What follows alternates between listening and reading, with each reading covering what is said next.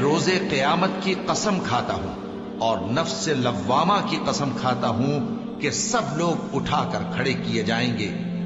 کیا انسان یہ خیال کرتا ہے کہ ہم اس کی بکھری ہوئی ہڈیاں اکٹھی نہیں کریں گے؟ ضرور کریں گے، اور ہم اس بات پر قادر ہیں کہ اس کی پور پور درست کر دیں۔ مگر انسان چاہتا ہے کہ آئندہ بھی خود سری کرتا چلا جائے، پوچھتا ہے کہ قیامت کا دن کب ہوگا۔ سو جب آنکھیں چندھیا جائیں اور چاند گہنا جائے اور سورج اور چاند جمع کر دیے جائیں، اس دن انسان کہے گا کہ کہاں ہے بھاگنے کی جگہ؟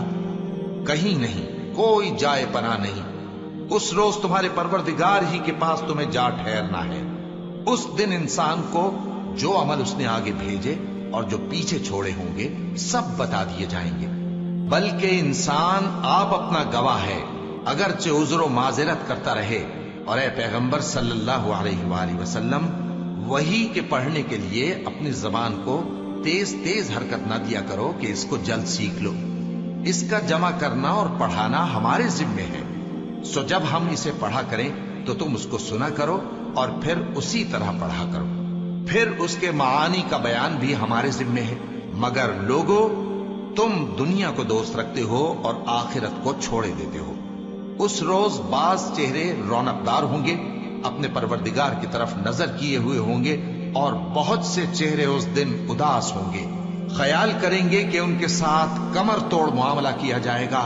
ہاں، جب جان گلے تک پہنچ جائے اور لوگ کہنے لگیں اس وقت کون جھاڑ پھونک کرنے والا ہے، اور اس جاں بلب نے سمجھا کہ اب جدائی کا وقت ہے اور پنڈلی سے پنڈلی لپٹ جائے، اس دن تجھ کو اپنے پروردگار کی طرف کھینچے چلے چلنا ہے۔ پھر ایسے مغرور نے نہ تو پیغمبر صلی اللہ علیہ وآلہ وسلم کو سچا جانا اور نہ نماز پڑھی، لیکن جھٹلایا اور منہ پھیر لیا، پھر اپنے گھر والوں کے پاس اکڑتا ہوا چل دیا۔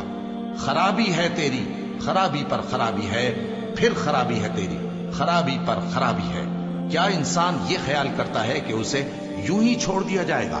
کیا وہ منی کا جو ٹپکائی جاتی ہے ایک قطرہ نہ تھا، پھر لوتھڑا ہوا، پھر اللہ نے اس کو بنایا، سو اس کے اعضاء کو درست کیا، پھر اس کی دو قسمیں بنائیں، مرد اور عورت۔